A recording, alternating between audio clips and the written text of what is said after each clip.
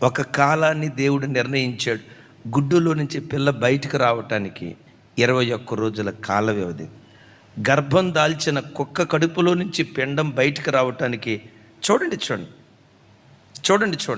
62 రోజుల కాల వ్యవధిని దేవుడు నిర్ణయించాడు.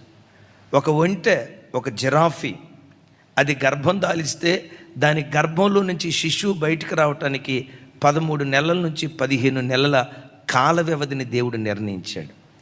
ఒక తల్లి గర్భంలో నుంచి శిశువు బయటకు రావటానికి 9 నెలల కాల వ్యవధిని నిర్ణయించాడు.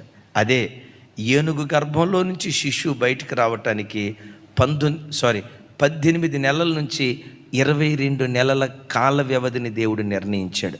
అన్నిటికీ ఒకే కాలమా? అన్నిటికీ ఒకే కాలమా?